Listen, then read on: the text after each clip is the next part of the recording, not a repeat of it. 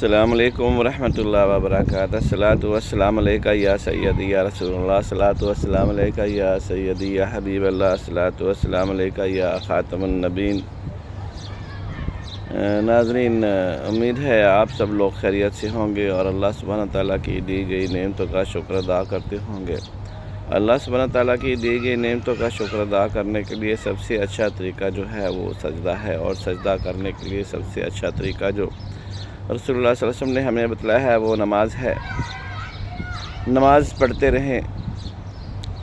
اپنی خطاؤں کی معافی مانگتے رہیں۔ اللہ سبحانہ تعالیٰ کے سامنے سجدہ وہی کرتا ہے جسے اللہ سبحانہ تعالیٰ توفیق دے۔ بنا توفیق کے کوئی اللہ سبحانہ تعالیٰ کے سامنے سجدہ بھی نہیں کر سکتا، اور توفیق بھی اللہ سبحانہ تعالیٰ اسے دیتے ہیں جو اپنا منہ توفیق کے قابل بناتا ہے۔ تو ناظرین، بات آج پھر پولیٹکس پہ ہوگی۔ کل کا ویلاگ جو تھا اس نے آگ لگا دی ہے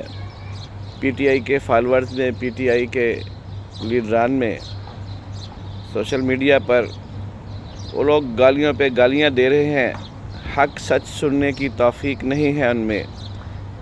ان کا جو سوشل میڈیا ہے، جو ویلاگرز ہیں، جبران الیاس اور اظہر مشوانی جیسے جو بندے ہیں، وہ اپنی ماں بھی بیچنے کے لیے تیار ہو جاتے ہیں اس ملک کو گرانے کے لیے، اور وہ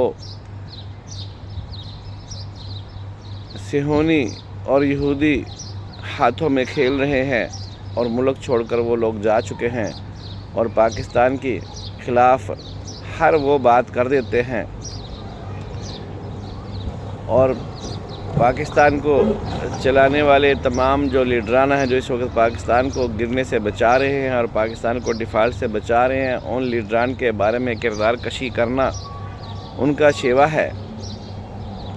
ہم نے تو صرف ان کے لیڈر کو عبداللہ بن سبا کے نام سے یاد کیا، لارنس آف عربیہ کے نام سے یاد کیا، تو ان لوگوں نے گالیوں کی بوچھاڑ کر دی۔ کل جناب علیمہ خان صاحب، جو کہ سلائی مشین سے کپڑے سلائی کرتی تھی اور 60 سے 70 ارب کی پراپرٹی ان کی دنیا میں ہے جو ظاہر ہو چکی ہے، اور کتنی ایسی پراپرٹی ہوگی جو پوشیدہ ہوگی، تو وہ سلائی مشین جو ہے وہ عمران خان اور شوکت خانم نے صرف علیمہ خان کو ہی دی ہے۔ وہ پی ٹی آئی کے جو عام کارکن ہیں انہیں جناب اس کی توفیق نہیں ہوئی۔ تو کل ان سے کچھ تفتیش ہوئی، کچھ سوالات کیے اداروں نے، ایک سوال نامہ دیا، تو ان کی ٹانگیں کانپ رہی تھی۔ وہ کہتے میں تو پی ٹی آئی کا حصہ ہی نہیں ہوں جی، میرا تو سیاست سے کوئی تعلق نہیں، میں تو بس اپنے بھائی سے ملنے کے لیے آتی ہوں۔ تو جناب وہ مان گئی ہیں کہ ان کے جو ٹیلی فونک رابطے ہیں پاکستان دشمنوں سے، جیسے جبران الیاس ہے جو غیر ملک میں بیٹھ کر پاکستان کے خلاف انتہائی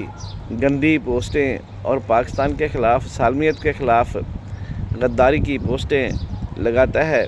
جسے وہ پنکی پیرنی بھی کہتی تھی کہ جناب یہ ہیرے کی انگوٹھی کا جو معاملہ ہے اس کو بھی آپ غداری سے جوڑ دو۔ وہ علیمہ خان صاحب صاحبہ کہتی ہیں کہ میرا ان سے ٹیلی فونک رابطہ ہے، عمران خان جو مجھے پیغام دیتا ہے وہ میں جبران الیاس کو دے دیتی ہوں، تو سیاست سے پھر بھی اس کا کوئی تعلق نہیں جناب۔ تو جناب کل کی جناب ان کی چیخیں جو ہے نا وہ بتا رہی ہیں کہ جناب ہمارا نشانہ ٹھیک اسی جگہ پر لگا جہاں پر لگنا چاہیے تھا، اور جو پی ٹی آئی کی اس وقت حالت ہے وہ ہم نے کہا تھا کہ یہ کریش لینڈنگ کر چکی ہے۔ گوہر ایوب کو، گوہر خان کو اور عمر ایوب کو اور اسد کیسر کو اور گنڈا پور کو، یہ سب لوگ دیکھیں، علی محمد خان پیچھے ہو چکا ہے، خاموش ہو چکا ہے، اس کی آواز نہیں نکل رہی، لیکن حامد رضا جو اہل پنجاب میں سے ہیں، وقاص اکرم جو اہل پنجاب میں سے ہیں، لیکن پی ٹی آئی کی طرف سے وہ جو سخت الفاظ، سخت زبان اور بد زبانی کی جو روایت ہے وہ اپنی جاری رکھے ہوئے ہیں۔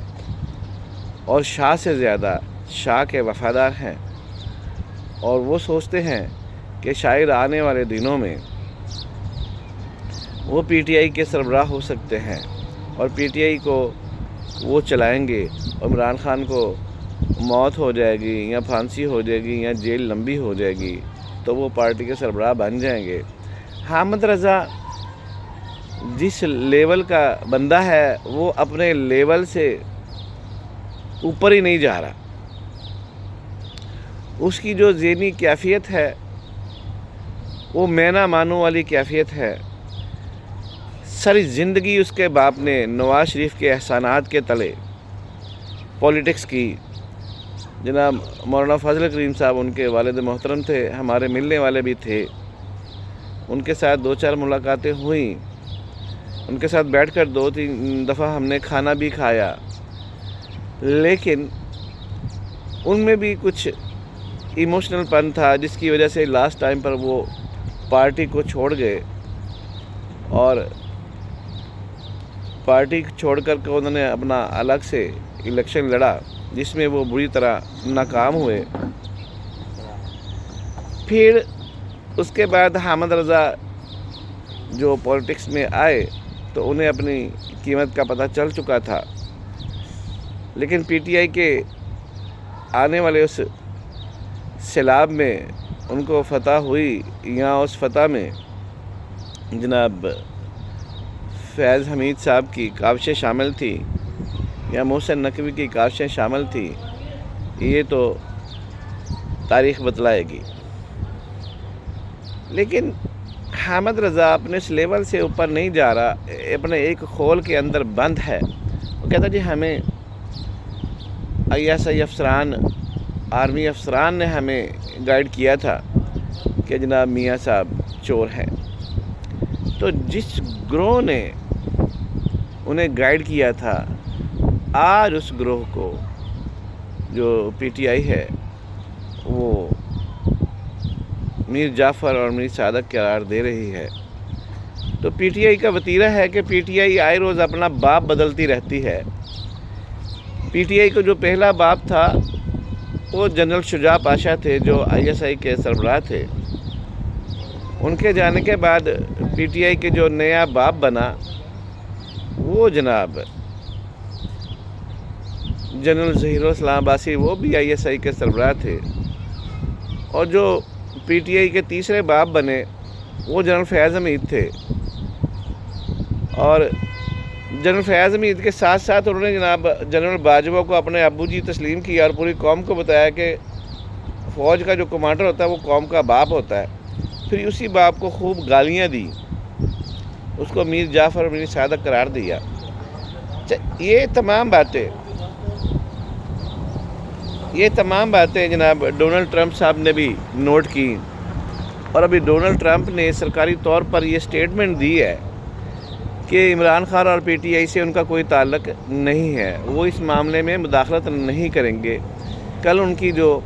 پریس بریفنگ آئی ہے امریکنز کی، ہفتہ وار پریس بریفنگ میں انہوں نے بریف دیا ہے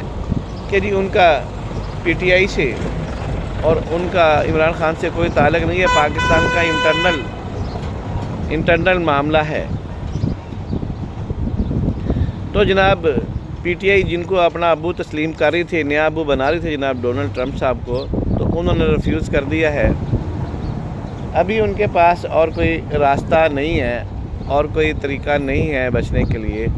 ابھی وہ سید عاصم منیر کو ہی شاید اپنا ابو تسلیم کر لیں۔ لیکن یہاں پہ دال گلنے والی نہیں ہے، کیونکہ انہوں نے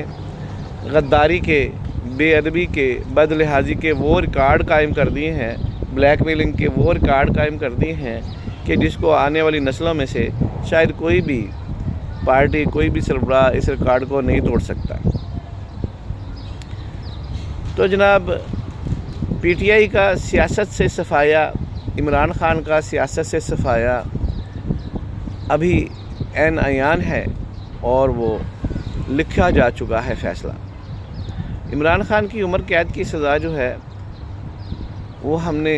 بہت دیر پہلے اس کی پریڈکشن کی ہوئی ہے کہ اس کو ان اناؤنسڈ عمر قید کی سزا سنائی جا چکی ہے۔ تو ناظرین ابھی جو بھی سینیریو ہے اس میں یہ ہے کہ پاکستان کو دشمنوں نے چاروں طرف سے گھیرا ہوا ہے، چاہے وہ تحریک طالبان پاکستان ہو، چاہے وہ بلوچستان لبریشن آرمی ہو،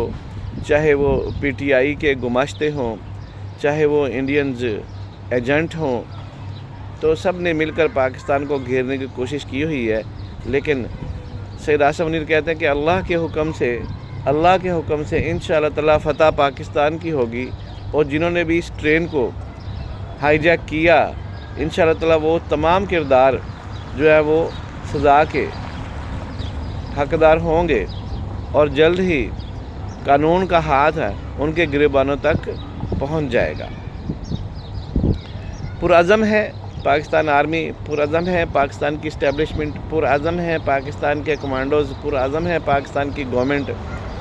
اور قومی سلامتی کمیٹی میں اتنے اہم اجلاس میں آنے سے پی ٹی آئی نے انکار کر کے یہ ثابت کیا ہے کہ اس کو پاکستان کی سلامتی سے کوئی واسطہ نہیں ہے، اس کا پاکستان کی سلامتی سے کوئی تعلق نہیں ہے۔ تو ناظرین یہ تو سب کو ہی معلوم تھا کہ پی ٹی آئی کا پاکستان کی سلامتی سے کوئی تعلق نہیں ہے، اور اس کا اس اہم ترین اجلاس میں، اس نازک ترین موقع پر اس اجلاس میں شرکت نہ کرنا، پہلے انہوں نے 13-14 بندوں کے نام دیے، لیکن اینڈ ٹائم پر کوئی بھی بندہ قومی سلامتی کی جو یہ کانفرنس ہوئی ہے اس میں جناب شامل نہیں ہوئے، اور آخر میں یہ لوگ بگوڑے ہو گئے اور اس کانفرنس میں وہ نہیں آئے۔ وہ کہتے ہیں کہ اس کا مطلب یہ ہم سمجھتے ہیں کہ جناب ان کا پاکستان کی سلامتی سے کوئی بھی تعلق نہیں ہے۔ تو انشاءاللہ اللہ پاکستان کے ساتھ ہے، اللہ سید آصف منیر کے ساتھ ہے، اللہ سبحانہ وتعالیٰ ان تمام کرداروں کے ساتھ ہے جو پاکستان کی سرزمین کو بچانے کی کوشش کر رہے ہیں۔ انشاءاللہ اللہ سبحانہ وتعالیٰ ان کو توفیق دے گا، اور پاکستان سلامت رہے گا اور تا قیامت رہے گا، اور پاکستان کے دشمن ذلیل و خوار ہوتے رہیں گے۔ سیاست ہوتی ہے، اور پاکستان کی جو دشمنی ہے وہ صاف نظر آ رہی ہے اس وقت پی ٹی آئی کے لیڈران میں اور پی ٹی آئی میں، اور انشاءاللہ تعالیٰ یہ بے نام و نشان ہو کر مریں گے۔ پاکستان زندہ باد، پاکستان پائندہ باد۔ انشاءاللہ ملتے ہیں اگلے ولاگ میں، اب تک لیے اتنا ہی کافی ہے، اور جو پی ٹی آئی کے فالورز جو گالیاں دے رہے ہیں، ان کے ولاگ جو گالیاں دے رہے ہیں، وہ گالیاں اللہ ان کو ہی نصیب کرے۔ پاکستان زندہ باد، پاکستان پائندہ باد۔ السلام علیکم ورحمۃ اللہ۔